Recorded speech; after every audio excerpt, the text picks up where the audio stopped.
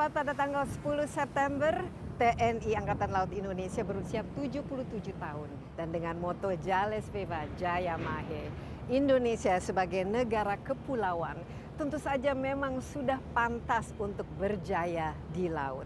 Nah, pada abad ke-21 ini, bagaimana kira-kira kekuatan Angkatan Laut yang kita miliki dan juga bagaimana upaya untuk melakukan modernisasi pada Angkatan Laut sehingga Indonesia memang bisa betul-betul berdaulat di perairannya dan bisa menjaga perbatasannya dengan aman.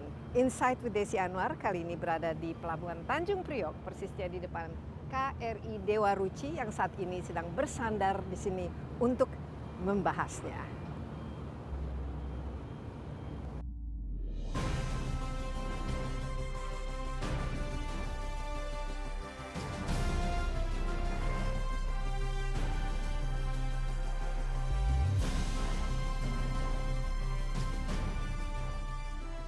KRI Dewa Ruci adalah salah satu kapal layar yang digunakan untuk melatih kadet Akademi Angkatan Laut.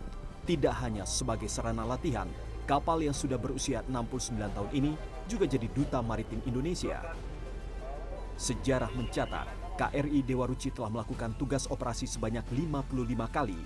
Sebagai perangkat diplomasi, kapal yang punya 16 layar ini sukses melakukan ekspedisi keliling dunia sebanyak 2 kali pada 1964 dan 2012. Selain itu, kapal dengan 3 tiang utama ini juga telah menorehkan prestasi, salah satunya meraih Cutty Shark Trophy saat ikut serta di ajang Tall Ship Race di Australia pada 1998. Dari kapal bertiang tinggi ini, lahir pelaut-pelaut andal TNI Angkatan Laut. Bahkan semua kepala staf TNI Angkatan Laut setelah dasawarsa 1950-an bisa dibilang terlahir dari kapal ini. Untuk meningkatkan kemampuan, TNI Angkatan Laut kerap menggelar latihan gabungan dengan kapal perang dari negara lain. Jadi saya mewajibkan, jadi semua kapal asing, kapal perang asing yang masuk ke wilayah kita dalam rangka lintas transit ataupun berkunjung visit, selalu saya perintahkan untuk latihan. Dan kalau ketemu di tengah laut juga demikian, saya udah ngomong ke semua kasal. Kalau ketemu kapal perang Anda dengan saya, harus melaksanakan latihan. Gitu. Ini untuk pertama untuk meningkatkan profesional prajurit, yang kedua supaya hubungan baik ini sudah dirancang sejak mereka muda-muda ini. Jadi mereka sudah kenal minimal antar komandan kapal, ya dengan melalui sekolah, kemudian dengan dia latihan ini pasti akan kenal mereka nantinya. Suatu saat mereka menjadi pemimpin supaya mereka masuk ini tidak selalu kita anggap musuh di dalam damai ini, ya kita ajak latihan tadi sambil kita shadowing mereka keluar dari wilayah kita. Dewa Ruci adalah tokoh di dunia pewayangan sebagai pengajar keberanian dan kebijakan untuk selalu membela kebenaran.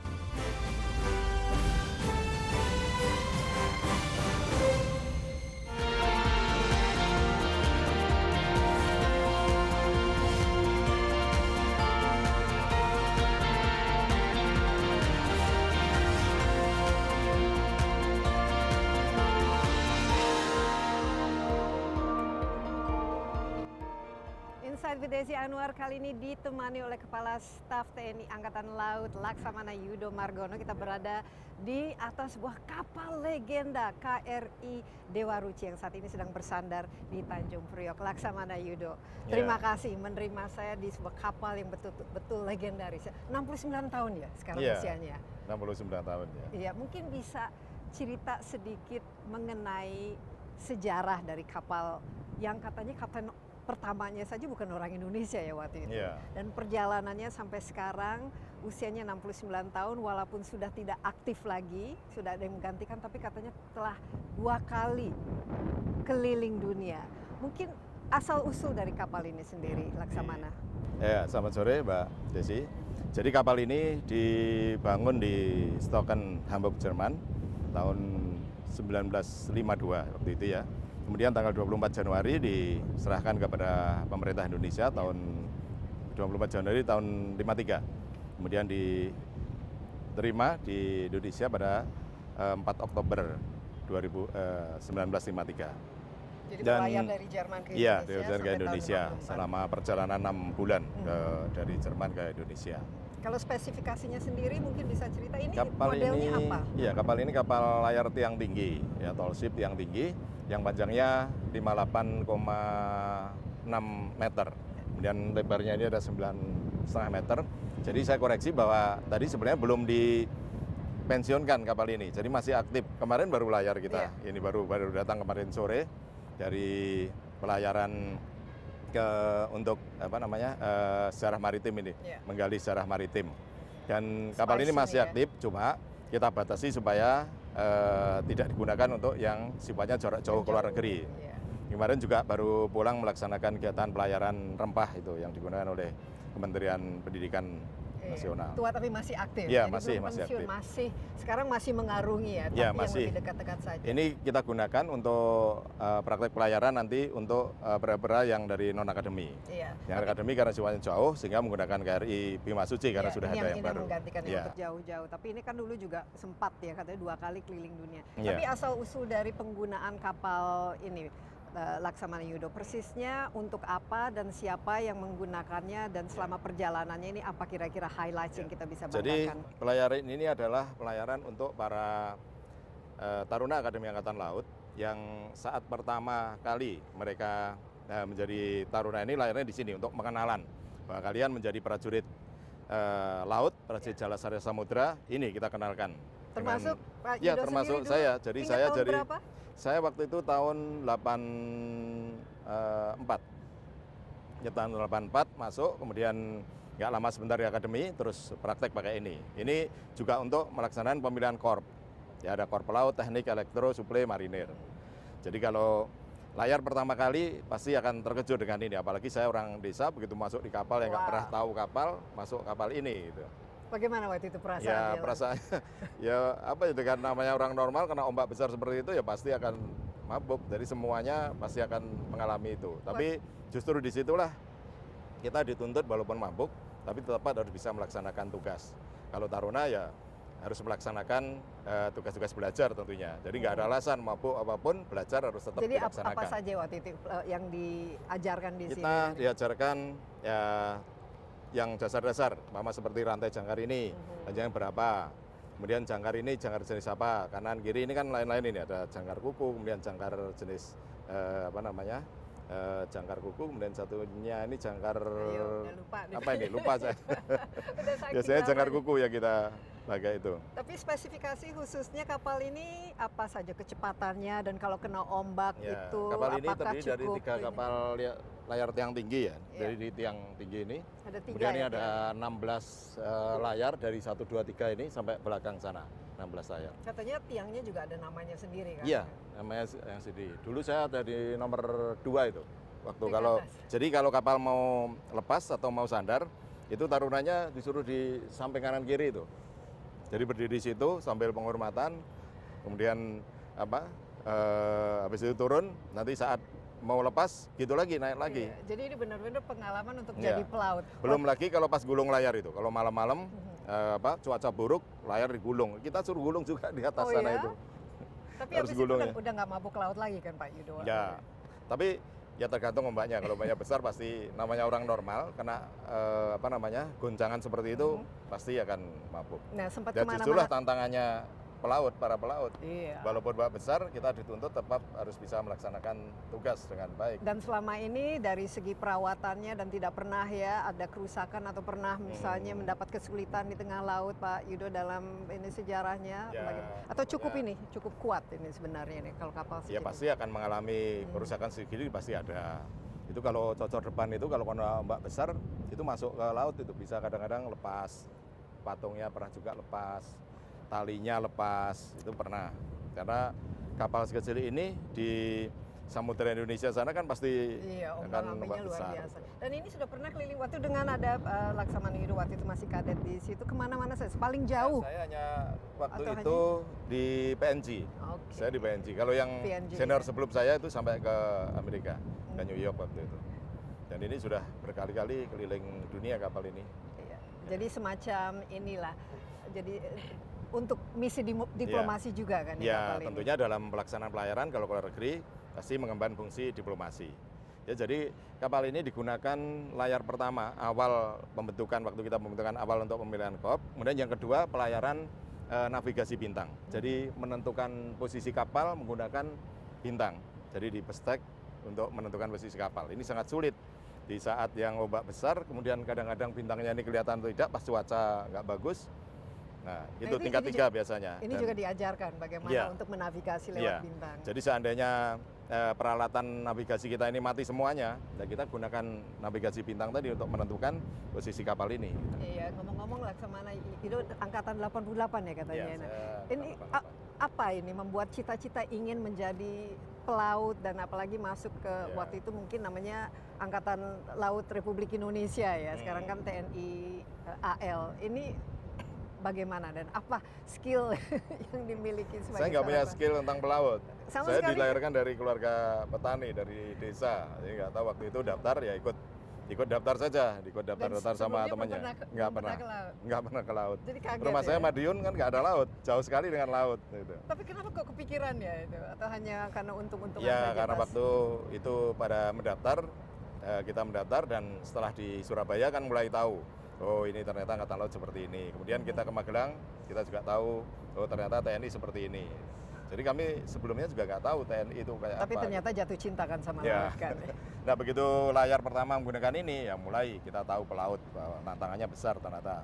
Untuk menjadi pelaut, menjadi komandan kapal, nah, sehingga saya memilih Korps Pelaut. Dan kebetulan begitu tes fisiko sesuai dengan pilihan saya, sehingga Iya. saya masuk Korps Ternyata Pelaut. mungkin ya mungkin jiwanya di Iya. sana. Dan kalau kita lihat memang ini Indonesia sekarang sudah 77 tahun ya kita Ya. memiliki suatu kekuatan. Kalau saya lihat ya Indonesia kan negara kepulauan. Ya. Ini motonya saja Jales Veva Jaya Mahe. Berarti kan kita harus Di laut kita jaya jaya, di laut, kita jaya. harus menang. Nah ini dia bagaimana agar kita betul-betul bisa Ya. berjaya di laut dan bagaimana kita bisa menang di laut. Tapi mungkin kita cari tempat yang lain ya Ya, supaya kita ya, bisa boleh. menikmati keindahan Iya, biar dari bisa melihat semuanya Dewa ini. Ruci ya. ini. Tetaplah bersama kami, Insight with Desi Anwar akan segera kembali.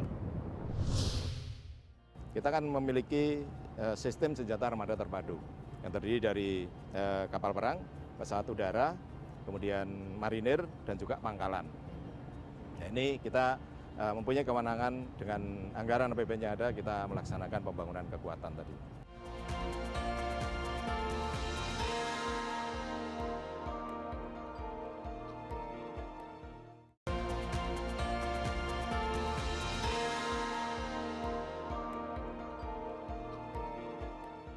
Kita lanjutkan Insight with Desi Anwar. Kali ini di atas KRI Dewa Ruci saya ditemani oleh Kepala Staf TNI Angkatan Laut Laksamana Yudo Margono. Nah ini KRI Dewa Ruci ini betul-betul legendaris berusia 69 tahun. Sudah 2 kali keliling dunia kalau tidak salah. Laksamana Yudo terakhir tahun 2012 ya? 2012 itu ke Kemana-mana saya- New York ya, dari Surabaya, Jayapura, kemudian New York, San Diego, Wajelin, kemudian lewat Selat Panama. Kemudian itu lamanya kurang lebih 10 bulan. 10 bulan ya? Yaitu pelayaran terakhir yang berjarak jauh. Ya. Nah setelah itu baru yang pelayaran jarak dekat paling sekitar 2-3 bulan gitu. Kemudian setelah KRI Bima Suci datang, baru ini diperuntukkan pada pelayaran-pelayaran dalam negeri, bukan Iya, luar negeri. dan terakhir ya ikut Iya. yang ini ya, jalur rempah itu. Iya. Nah, Laksamana Yudo sudah 2 tahun ya sekarang ya menjadi kepala staf. Oh iya, Angkatan sudah 2 tahun. Ini Sejak, kalau sudah dalam posisi ini masih harus sering berlayar ya, ya karena saya pelaut, jadi saya masih kemana? Pak? masih hobi untuk melaksanakan pelayaran. Biasanya saya ngikuti pelayaran dalam rangka ikut latihan, jadi mengasihi latihan. Kemarin terakhir yang Garuda Shield Iya. itu langsung saya pimpin sendiri, dan sebelumnya waktu penembakan rudal C802, 705 waktu itu saya yang memimpin langsung. Iya, nah ini kalau kita jadi pelaut ini kita mumpung di atas kapal dan saya merasa kalau ada angin ini ada goyang-goyang Iya. sih. Ini apa katanya kalau kehidupan di kapal atau menjadi pelaut itu ada pantangan-pantangan atau ada kebiasaan-kebiasaan tersendiri yang Iya. menjadi bagian dari kehidupan di atas Ya, kapal. iya. Jadi kalau di kapal ini, saya dulu ya, pengalaman saya menjadi, saya kan udah 20 tahun di Iya. kapal, ya jenis di atas kapal.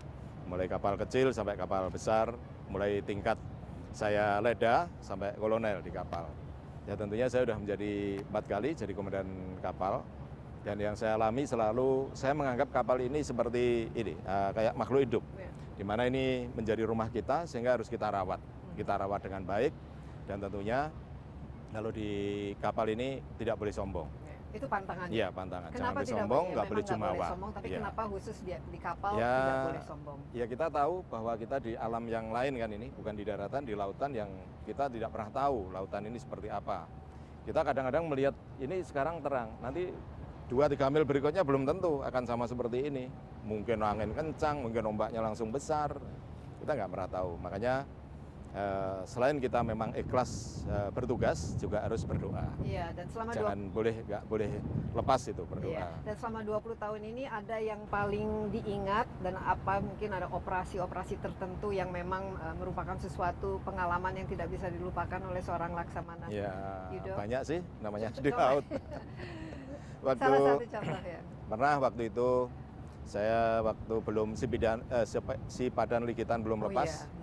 Jadi Ya, tahun 90-an waktu itu ya. saya pernah waktu itu kan diperintah nggak boleh masuk ke sana karena masih status quo. Nah, saya pikir bahwa status quo ini kan ini masih wilayah saya, wilayah yang harus Iya. saya laksanakan patroli gitu.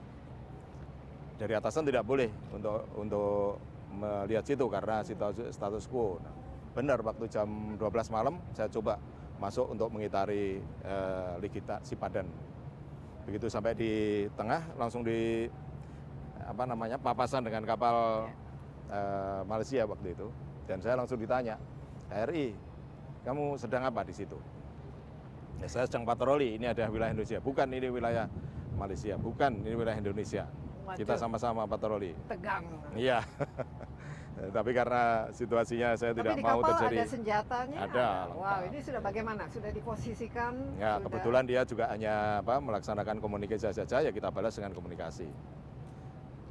Sama-sama kapalnya waktu Iya. itu saya di KRI Pandrong sama-sama. Dan akhirnya kita Ya, kehilangan akhirnya juga. kita oke mari kita sama-sama patroli karena memang daerah ini adalah status quo yang notabene belum ada keputusan dari Mahkamah Internasional tentang penetapan pulau ini, sehingga statusnya masih sama-sama kita melaksanakan patroli. Iya, nah Ternyata kita tidak boleh patroli di sana, ternyata Malaysia sudah ada berada di sana waktu itu. Terus bagaimana akhirnya? Ya akhirnya sama-sama dia pergi masuk ke wilayahnya, saya masuk lagi ke selatan. Dan tidak ada ke wilayah. nyawa yang hilang. Ya. Kami sempat deg-degan juga kan Pak Subandi. Ya kaget juga, kok tahu juga sudah langsung di situ, dia menyanggong di situ. Nah, berarti selama ini dia sudah nyanggong di situ. Gitu. Iya, nah ini nanti poin yang sangat penting yang perlu kita diskusikan bahwa memang salah satu tugas utama ya dari Angkatan Laut kita tentu saja untuk menjaga perbatasan kita, memastikan bahwa daerah kita tidak gampang dimasuki. Nah, pada prinsipnya kita memang kehilangan waktu itu Sipadan dan Likitan agar tidak terjadi lagi. Tapi sebelum masuk ke sana saya lihat ini aroma kopinya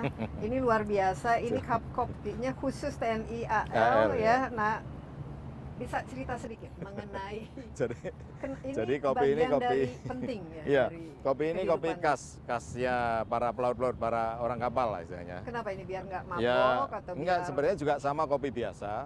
Cuma supaya lebih keren, kita namakan ini Black Cafe.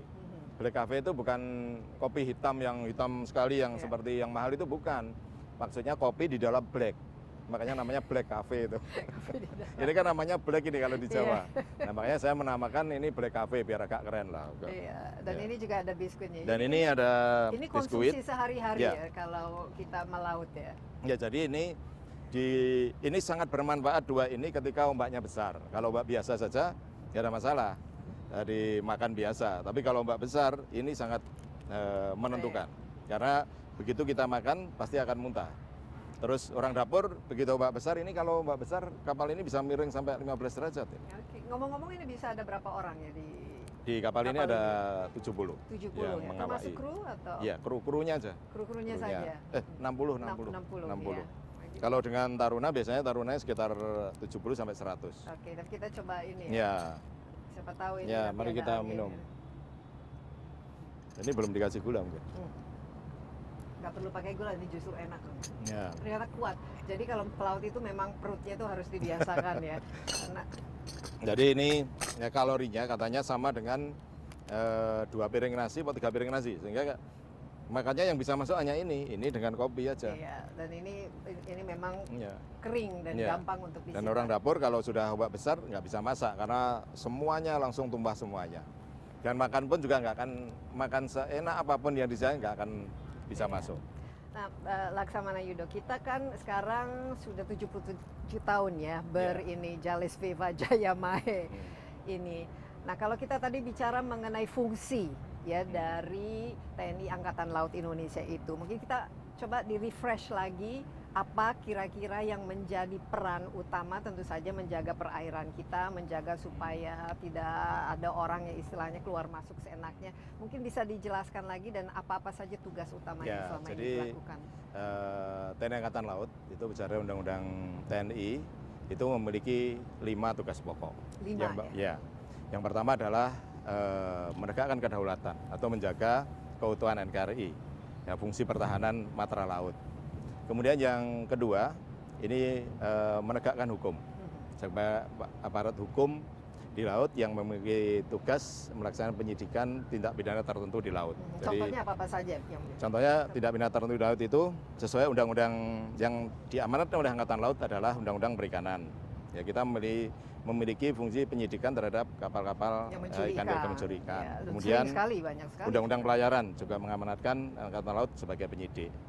Maksudnya jadi kalau kapal yang tidak berwenang atau Ya, ini masuk. kapal yang masuk seperti yang banyak terjadi melaksanakan lego jangkar di teritorial yang tidak sah, melakukan mungkin lego jangkar yang tidak sah, kemudian mengganggu negara pantai. Nah, ini bisa kita Ini termasuk bajak laut juga misalnya kalau Iya. ada.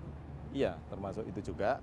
Kemudian ada pencemaran lingkungan, itu juga pencemaran laut istilahnya, kita juga punya kewenangan itu. Ya, nah. Ya, selain itu kita bisa menangkap, tapi nanti diserahkan pada penyidik lain seperti Polri. Kemudian kalau bea cukai, penyelundupan nanti kita serahkan bea cukai. Seperti kemarin PMI ilegal itu kita serahkan pada Polri. Jadi kerjasamanya mau tidak Ya, mau kerjasama harus erat. sinergi dengan mereka karena memang Angkatan Laut dalam penegakan hukum sebagai penyidik tindak pidana tertentu. Jadi bukan semua tindak pidana di laut. Iya. Tertentu saja sesuai dengan kewenangan undang-undang yang diamanatkan pada Angkatan Laut. Iya. Saya teruskan tadi yang tugas pokok Angkatan Laut. Ya, tadi baru 2 kan. Iya. Sebagai menegakkan kedaulatan, menegakkan hukum. Kemudian yang 3 pembangunan kekuatan Angkatan Laut. Ini juga menjadi pembangunan kekuatan, artinya kita kan memiliki sistem senjata armada terpadu yang terdiri dari kapal perang, pesawat udara, kemudian marinir dan juga pangkalan. Nah, ini kita mempunyai kewenangan dengan anggaran APBN yang ada, kita melaksanakan pembangunan kekuatan tadi. Kemudian yang keempat, melaksanakan diplomasi Angkatan Laut, diplomasi maritim. Tadi termasuk Ya, misalnya berlayar. sehingga ke setiap luar negeri. kita ketemu dengan kapal perang asing, kita laksanakan latihan bersama, itu wujud diplomasi. Kemudian KRI Dewa Ruci ini, kalau ke luar negeri, pasti melaksanakan diplomasi. Dan diplomasi yang paling efektif adalah diplomasi maritim atau diplomasi Angkatan Laut. Karena negara berperang, kalau kapal ini ke sana diterima, pasti nggak akan diusir gitu loh. Karena ini fungsi diplomasi tadi. Kemudian yang terakhir melaksanakan pemberdayaan wilayah pertahanan laut. Nah, ini contohnya seperti kita membina nelayan-nelayan, kemudian membina potensi-potensi berada di pulau terpencil, kemudian di pantai-pantai, kita berdayakan untuk bisa membantu tugas-tugas pokok Angkatan Laut. Nah, itu berarti banyak sekali ya tugasnya ya, luas sekali ya ininya wilayahnya dan cakupannya dan juga kewenangannya, dan tentu saja ini memerlukan yang pertama armada yang komplit, apalagi kalau kita lihat sekarang juga kita udah abad ke-21, pasti teknologinya juga sudah berbeda ketika Dewa Ruci ini pertama kali dibangun, dan juga mungkin dari segi tantangannya juga pasti sangat-sangat berbeda. Laksamana Yudo, ini kayaknya udah mau hujan, mungkin kita bisa masuk ke tempat yang lebih aman. Kita tetaplah bersama Insight with Desi Anwar, kami akan segera kembali dari tempat lain. Nah, kita ini ada 10 perbatasan laut. Nah, sehingga saya prioritaskan di situ karena pasti kegiatan-kegiatan ilegal, kemudian pelanggaran wilayah dan sebagainya ini lebih pada tempatnya di perbatasan tadi, sehingga kapal-kapal patrolinya ini saya fokuskan di situ.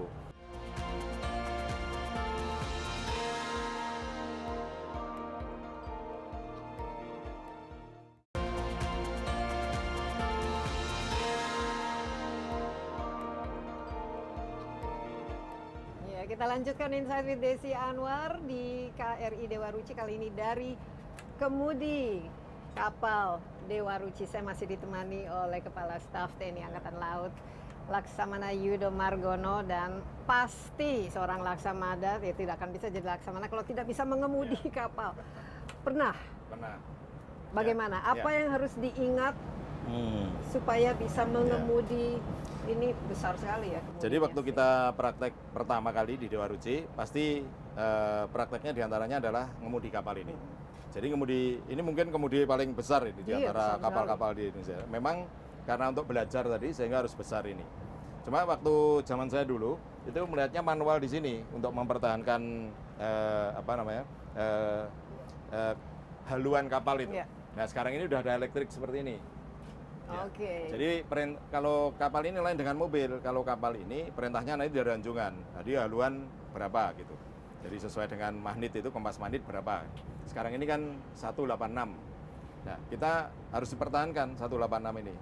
Jadi kalau nanti biasanya kalau kita kena angin ombak itu lari ke kiri, lari ke kanan, lari ke kiri, kanan. Kita pertahankan. Begitu lari ke kiri, kita harus tahan ke kanan gitu. Kemudian kalau kapal lari ke kanan, kita harus kirikan ini supaya tetap steady pada yang diperintahkan tadi 186. Dulu berapa kapal Bapak Yudo yang sempat Kenapa? Berapa kapal yang sempat dijadikan? Saya, komandan. Saya 4 kali jadi komandan kapal. Ingat nama kapalnya apa saja? Ya, waktu itu Kal Taruna Laut. Waktu itu kapal yang dipakai untuk prakteknya Taruna, kemudian KRI Pandrong, KRI Sutanto, dan KRI Ahmad Yani. Oke. Tapi kan sekarang kan banyak kapal yang modern masih pakai ini atau semua sudah teknologinya kan berbeda. Teknologinya kan, sudah beda. Sekarang ini kemudinya malah hanya kecil aja, pakai gini juga ada, langsung kecil gini ada. Iya, dan ada GPS. Jadi nggak perlu lagi, kadang-kadang dipencet juga ada. Ya, dan ada GPS-nya Ya, dan segala GPS, macam. ya. Ya, mungkin nggak harus yang melihat dan lain Karena sebagainya. ini kapal untuk pelayaran dasar, sehingga dasar-dasar kepelautan ini harus dipahami semuanya sama Taruna. Ya kalau mau menjadi nantinya akan menjadi pelaut sejati, harus hafal dan harus tahu tentang bagaimana mengemudi, basic harus ini sebelum pindah ke yang lain-lain.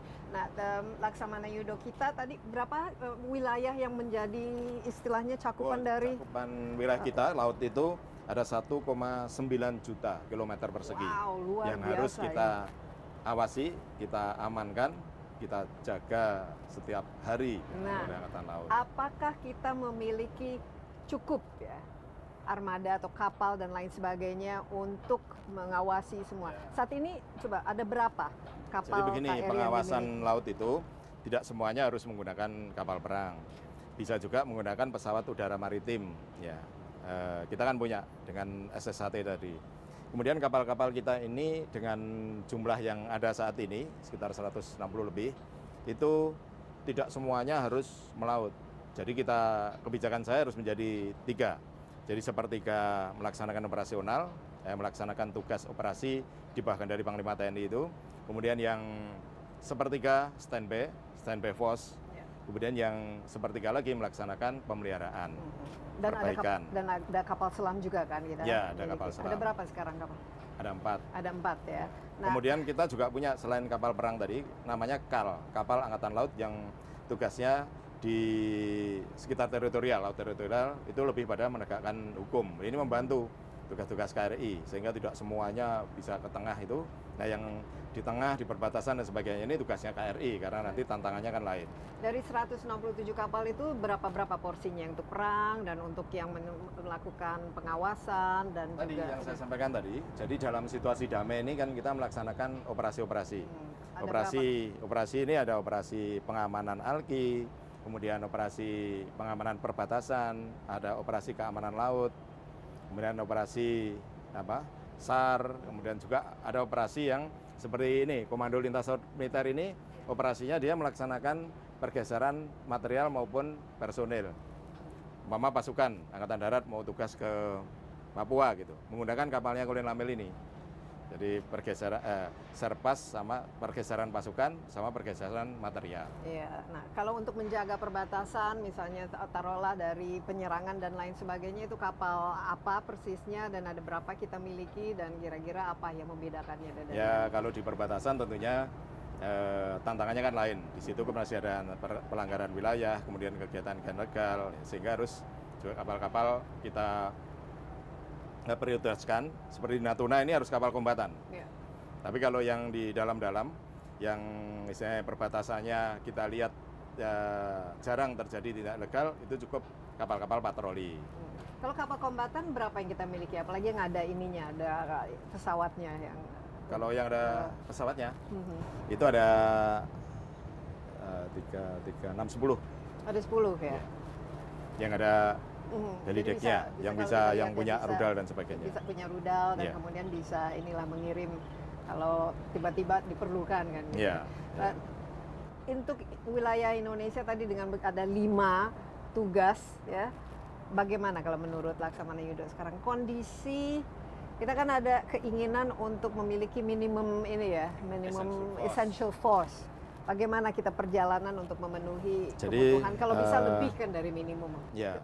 Ke- Jadi bukan yang kalau lebih bisa, ideal. kalau minimum essential force sampai tahun 2024 itu dulu kan ada kepresnya. Ya. Itu sesuai kepres itu harus 100% harusnya ya. Ya. Dan Tapi, ini sudah dipenuhi yang minimum essential force. Tentunya ini nanti selesaikan tahun 2024. 2024. Ya. Nah setelah tahun 2022 ini saya hitung, itu hanya mencapai sekitar 59 sampai 60. Oh, Saat ini loh, 2022. Ini kan masih 2 tahun Masih ada lagi. 2 tahun. 23, 24. Nah sekarang ini kan kita sedang membangun alutsista kita, Iya. baik kapal patroli, kapal kombatan, kapal LST dan sebagainya ini. Ya kemungkinan nanti kalau kita perkirakan dari yang sekarang ini dibangun itu sekitar mencapai 80%-an. Jadi tahun 2024 bisa lah sampai Ya, 80 lah. Enggak, kalau 100 kayaknya agak sulit ya. agak sulit karena kemarin kena COVID dan sebagainya 2 Oh, tahun iya. itu. Nah ini dari segi alutsistanya dan juga budgetnya. Kalau tidak salah kan ada peningkatan budget ya tahun ini sekitar 134 triliun katanya memang dikhususkan untuk ini TNI secara keseluruhan. Kalau TNI Angkatan Laut sendiri berapa budget yang di Enggak, kita yang tahun ini yang diberikan? kemarin sudah diusulkan dari Kedok sama DPR kan 23 triliun. 23,7. Nah, itu 23,7 untuk triliun. apa? Nanti Di itu kan pos-posnya. dibagi-bagi, ada gaji pegawai, kemudian ada untuk pemeliharaan kapal, kemudian untuk belanja modal, kemudian untuk perumahan prajurit. Nah ini sudah ada, Ya. sudah ada mata anggarannya sendiri-sendiri. Tapi untuk yang baru-baru apa-apa saja dalam 2 tahun ini Laksamana yang masih harus jadi bagian dari wish list dan juga shopping list yang Ya ini modernisasi KRI.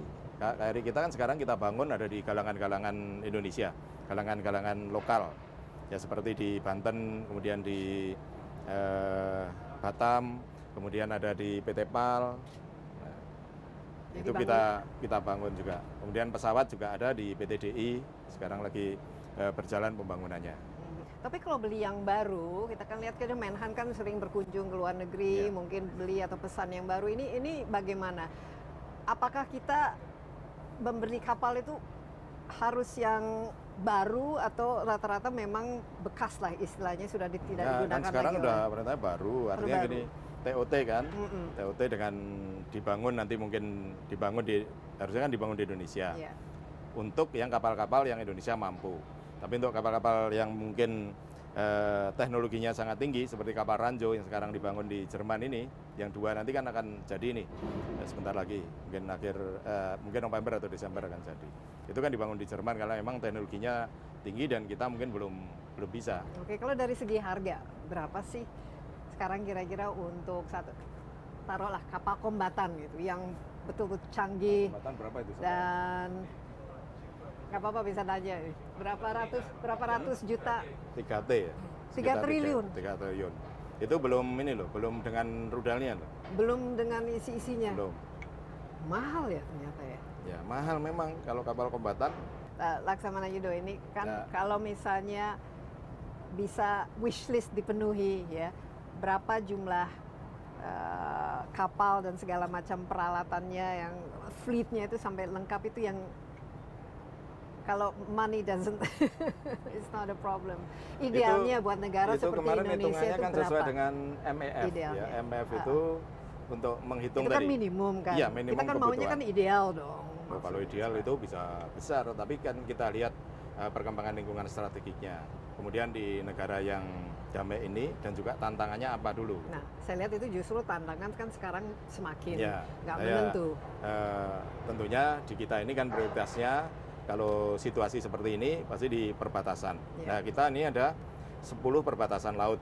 Nah, sehingga saya prioritaskan di situ karena pasti kegiatan-kegiatan ilegal, kemudian pelanggaran wilayah dan sebagainya ini lebih pada tempatnya di perbatasan tadi. Sehingga kapal-kapal patrolinya ini saya fokuskan di situ.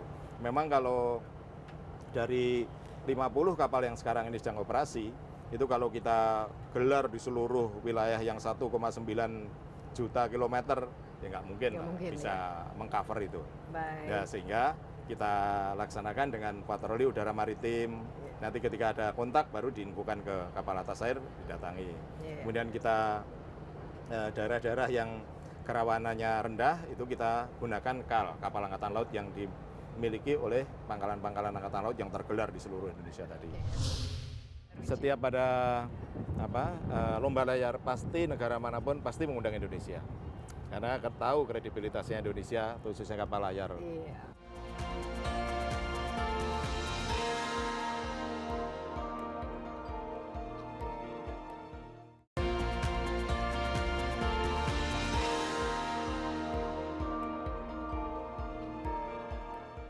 Kembali bersama Insight with Desi Anwar, kita sudah pindah tempat nih di KRI Dewa Ruci. Saya ditemani oleh Kepala Staf ya di atas anjungannya, ditemani oleh Kepala Staf TNI Angkatan Laut kita, Laksamana Yudo Margono.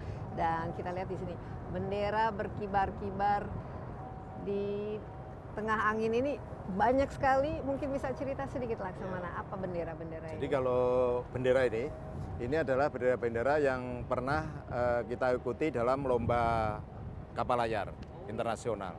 Ini ada Sail Baltimore, kemudian Sail Virginia, kemudian ada Sail Tailing Internasional, Tristan, Mediterraneo, Valerie. Ini lomba kita ada yang menang nggak? Sering menang. Sering menang. Sering menang. Dan itu Jadi pasti negara-negara malah tidak pernah yang... kita nggak dapat nomor itu, nggak pernah. Iya. Pasti selalu kapal ini dapat. Hebatnya di situ. Memang hebat ini. Makanya si Dewa Ruci. setiap ada lomba layar pasti negara manapun pasti mengundang Indonesia. Karena tahu kredibilitasnya Indonesia, khususnya kapal layar. Iya, nggak salah kita punya moto Jales Veva Jaya Mahe. Memang harus jaya. Tadi kita sudah bicara mengenai bagaimana kekuatan ya sebenarnya angkatan laut yang kita miliki tadi untuk wilayah yang 1,9 juta kilometer. Persisnya ada berapa ini dari personelnya kalau seluruh Indonesia? Berapa personel kita TNI Angkatan Laut ini ada 75.000. 70. Itu memang angka minimum essential force itu atau masih?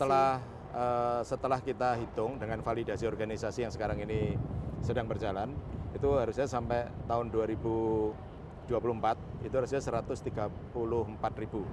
Oh, jadi kita hanya setengahnya dong? Ya. Kenapa? Ya karena validasi organisasi terus-menerus tadi, kemudian kapal juga berganti-ganti, ada kapal yang didispus, kemudian ada pengadaan baru, kemudian pangkalan ini tergelar bertambah terus. Kenapa? Ini karena ada untuk efisiensi, karena kalau dari kebutuhan memang bisa. Memang kebutuhan itu, sehingga dari sekarang ini sudah kita pacu untuk pemenuhan. Makanya saya buat tadi satuan pendidikan 1 di Tanjung Uban, 2 di Makassar, 3 di Sorong, kemudian nanti yang 4 di Sulawesi Utara. Jadi untuk memenuhi itu, karena kalau kita mengandalkan pendidikan di Kodiknatal nggak cukup, dia hanya mampu 2.000. Nah, sehingga kita topang dengan satuan pendidikan tadi. Tapi kelak idealnya kita harusnya memiliki tadi 134.000. Ulang-ulang, 104.000. 104.000. Sekarang ini masih sekitar 74.000. Ya, jadi masih sekitar sangat 30.000 lagi. Kekurangan ya. Ya. Ini sehingga, kenapa? Tapi harapan saya nanti dengan adanya satuan pendidikan 1, 2, 3 nanti bisa memenuhi itu, dan 4 nanti akan bisa memenuhi, harapan kita bisa lah 90% ya untuk sampai tahun 2024 nanti. Tapi gimana minat masyarakat, minat anak-anak muda untuk ini? Sangat besar sekali. Sangat besar. Animo pemuda-pemudi kita itu sangat besar sekali. Dari pria, wanita di berapa persen yang ini sekarang kalau dari segi gendernya ini lebih banyak laki tentu saja ya? Betul, saya banyak laki karena memang di kapal perang kita ini kan yang untuk wanita kowalnya ini kan terbatas, karena memang dari awal dulu tidak membuat sarananya untuk pengawaan kowal, sehingga dengan ada yang baru ini baru kita Iya. rancang, kemudian kita renovasi sehingga ada ruangan-ruangan untuk wanita. Tapi menurut saya harusnya lebih ditingkatkan, karena apalagi sekarang kan teknologi lah yang bisa menentukan Sudah, kan, ini ya. yang sudah membutuhkan betul-betul SDM yang paham dengan Ya. itu semua. Dari segi pendidikan yang diberikan sekarang, Laksamana, dibandingkan dengan yang dulu-dulu itu, ini bagaimana dan dari mana rata-rata para Jadi prajurit ini, Angkatan Laut mendapatkan pendidikan? Selain saya merekrut dari sipil murni, seperti saya dulu SMA murni gitu ya. Kita sekarang sudah ada perekrutan khusus yang memiliki kemampuan khusus. Seperti gini, seperti yang lalu saya rekrut para perawat yang di Wisma Atlet. Nah, para perawat itu, artinya kan dari akper mereka sudah memiliki kompetensi, kemampuan perawat itu, sehingga kita rekrut. Nah, sekarang sudah saya tegaskan, untuk korp perawat semuanya harus sudah dari Akademi Perawat. Itu tidak boleh lagi ngambil dari umum, karena kalau umum harus nyekolahkan lagi untuk menjadi perawat tadi 2 tahun. Itu pun dengan standar nasional sekarang ini masih belum jadi juga 2 tahun itu gitu. Jadi malah rugi. Nah, sekarang sudah saya perintahkan itu. Kemudian korp musik gitu harus dari SMK musik. Kemudian ada lagi korp masak di kapal, itu juga harus dari SMK masak. Saya nggak boleh lagi dari umum kayak saya ini terus dilatih masak di markas, kemudian dilatih sebentar harus bisa masak. Akhirnya masaknya nanti nggak sesuai dengan kan untung ada menu. kopi dan biskuit ya. Nah, yang penting ada itu ini. kalau ngantisipasi kalau ombaknya besar. Tapi kalau ombak biasa kemudian kapal standar gini juga harus sesuai standar. Tapi kalau yang spesialis bagaimana? Di mana mendapatkan pendidikan? Tentu saja namanya laut, pasti ada yang harus bisa nyelam, ya, jadi pasukan katak, ataupun yang mengemudi, atau ini kan ada kapal yang memiliki teknologi yang canggih. Ini kan pasti membutuhkan pendidikan yang jauh lebih berbeda gitu. Kalau di Amerika ada nama SEAL-nya gitu. Jadi nanti setelah lulus, nanti setelah 2 tahun di kapal, ini mereka akan dites lagi dari fisiko itu, dari kemampuan, kompetensi dan sebagainya. Nanti untuk di pendidikan privat, untuk masuk komando pasukan kata. Kemudian ada penyelam, kemudian ada penerbang. Tapi dasar semuanya harus pelaut semuanya. Dulu, ya, pelaut dulu. Ya. Alhamdulillah sejak saya jadi Panglima Armada, saya sudah nyatakan selat Singapura dan Malaka harus zero perombakan, zero pembajakan. Dan alhamdulillah sampai sekarang sudah nggak ada lagi. Kalaupun ada info-info melalui EFC maupun dari Malaysia itu apa namanya, IMB, itu biasanya kan ada perombakan, pembajakan, tapi setelah dicek ternyata hanya pencurian, nyuri tali, kemudian nyuri cat. Ya, jadi tapi kecil seperti itu dibagi kecil, tapi bagi internasional begitu dilaporkan merupakan perompakan, nah ini menjadi besar.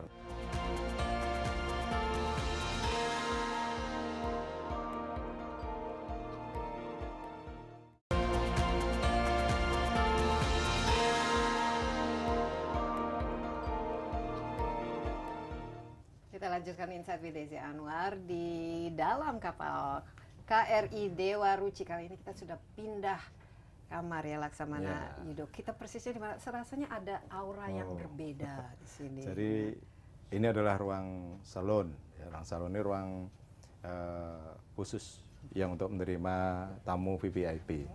Jadi saya menjadi Angkatan Laut ini masuk ruangan ini dulu waktu pangkat letkol. Baru bisa masuk sini karena waktu itu letting saya komandannya kapal ini. Jadi sebelumnya nggak boleh masuk? Waktu itu aturannya memang nggak boleh.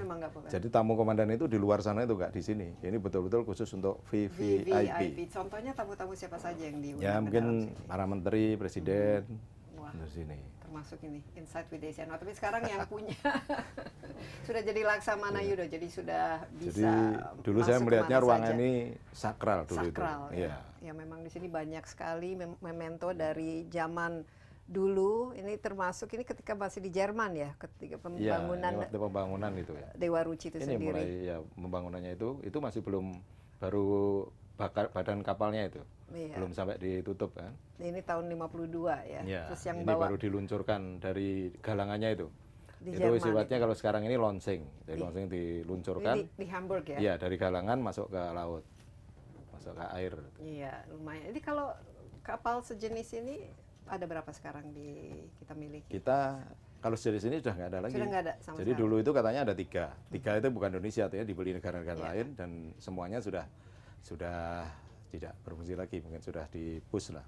Tinggal Dewa Ruci. Tapi kalau kita Tol Ship ini punya 3, satu KRI Bima Suci yang sekarang lagi di Australia, Ya, meneruskan ya misi melaksanakan diplomasinya. melaksanakan praktek pelayaran navigasi bintang Taruna tingkat 3.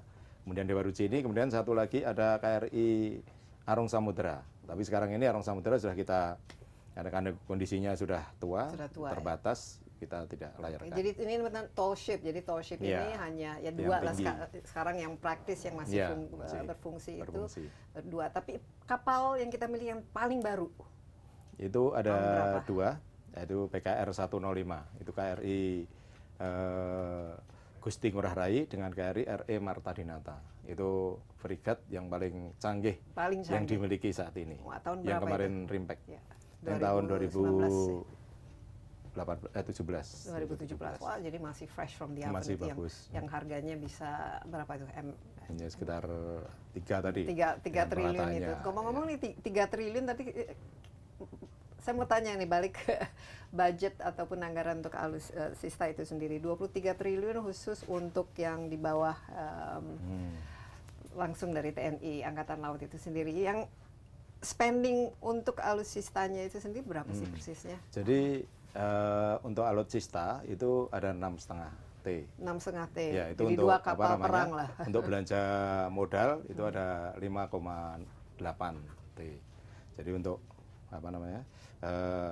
harwat alutsista tadi.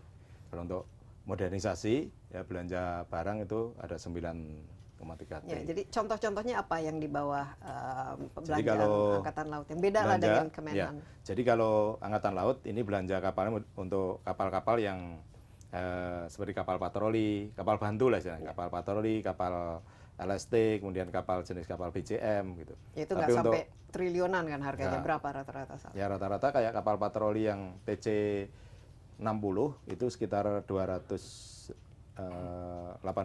juta ya. Ya. Miliar. Juta dolar maksudnya. Ya. Kalau yang kombatan, yang di triliun tadi, kapal selam dan sebagainya itu dari Kemhan. Iya, itu yang mahal-mahal. Kemudian gitu. Kapal-kapal patroli KAL, kemudian juga Sea Raider dan sebagainya itu dari APBN kita. Kalau misalnya dari segi, ini kan kita wilayah misalnya barat ya.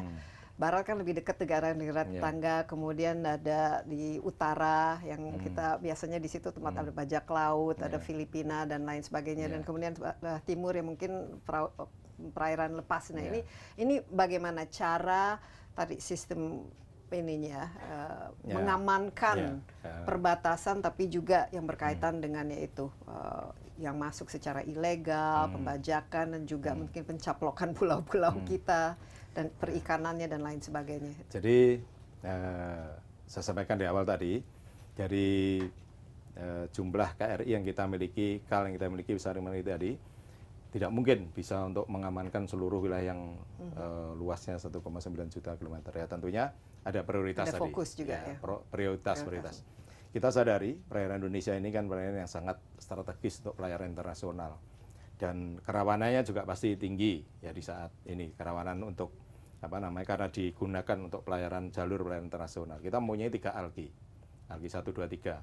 Di mana di ALKI ini negara pantai yang menentukan ada ALKI harus bertanggung jawab terhadap keamanan kapal yang melintas, baik dari pembajakan maupun dari bahaya navigasi. Kemudian di Selat Singapura, Selat Malaka, nah ini berapa kapal tiap hari ini ada lintasan kurang lebih hampir 700 sampai 1000 kapal setiap hari. Setiap hari ya. Ya. Dan tentunya itu kan kerawanannya sangat tinggi, sehingga negara kita yang dilalui ini ya kita bertanggung jawab juga keamanannya kapal-kapal itu.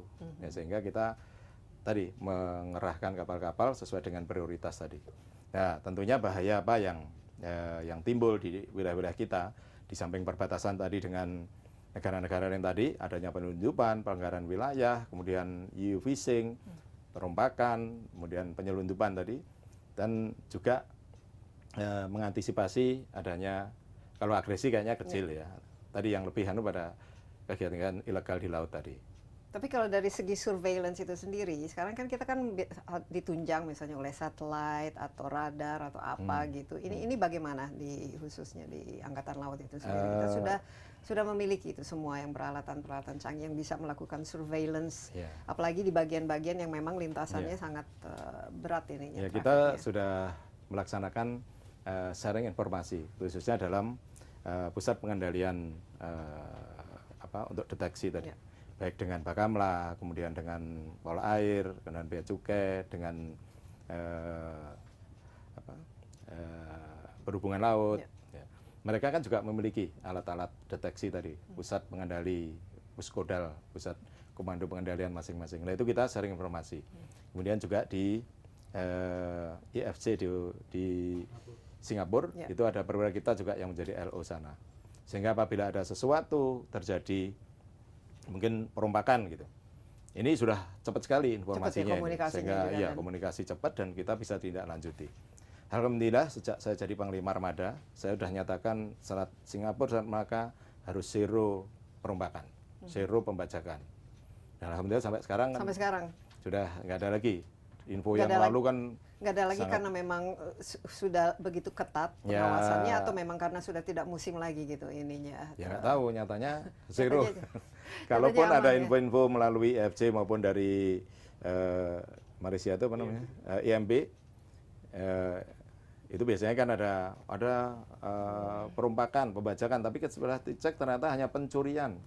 Pencurian itu artinya gini, kapal Ego Jangkar, kemudian di sini ada kadang-kadang nelayan yang nakal itu, ya ada nelayan juga ada masyarakat lah, ada masyarakat baik kole-kole naik, kemudian nyuri tali, kemudian nyuri cat. Jadi tapi kecil seperti itu dibagi kecil, tapi bagi internasional begitu dilaporkan merupakan perompakan, nah ini menjadi besar. Tapi kalau pencurian ikan kan dulu kan ada ya dibom saja itu kapalnya ditenggelamkan lah istilahnya. Ini bagaimana? Apakah jumlah kapal-kapal yang datang untuk mencuri ikan dan juga memasuki wilayah ini secara ilegal berkurang dari tahun ke tahun? Sudah berkurang jauh lah. Sudah dengan ketatnya kita juga banyaknya kapal patroli. KKP kan juga punya KKP, ada Bakamla, kemudian ada kita yang bersama-sama kita melaksanakan patroli sangat minim. Yang masih terjadi itu di Laut Cina Selatan, ya Laut Natuna Utara itu, ya biasanya nelayan Vietnam yang dia masuk, yang kemarin barusan 2 kita tangkap itu. Kemudian di Selat Malaka itu juga masih ada. Di perbatasan kita ini juga garis batas wilayah ini juga banyak yang belum selesai.